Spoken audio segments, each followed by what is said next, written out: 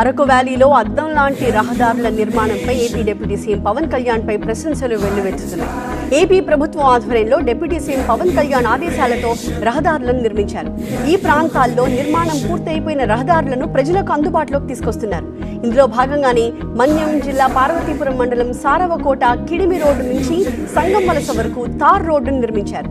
Road నిర్మాణం పూర్తి కావడంతో ఇక డోలీ మూతలు నివారించి విద్య, వైద్యం, వ్యాపారపరమైన వసతులకు ప్రభుత్వం వారిని మరింత చేరువ చేస్తోంది. దీంతో ప్రభుత్వానికి, ముఖ్యంగా పవన్ కళ్యాణ్కి స్థానికులు ధన్యవాదాలు చెప్పారు.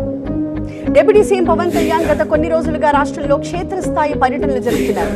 తాజాగా కృష్ణా జిల్లా కంకిపాడు మండలం గొడవర్రు గ్రామంలో పర్యటించారు. ఆయన పల్లె పండుగ కార్యక్రమంలో ఇచ్చిన మాట ప్రకారం గొడవర్రు గ్రామం మీదుగా తోట్లవల్లూరు మండలం రొయ్యూరు గ్రామానికి నిర్మిస్తున్న రోడ్డు పనులను పరిశీలించారు. అభివృద్ధి పనుల నాణ్యతలో రాజీ పడొద్దంటూ అధికారులకు సూచించారు.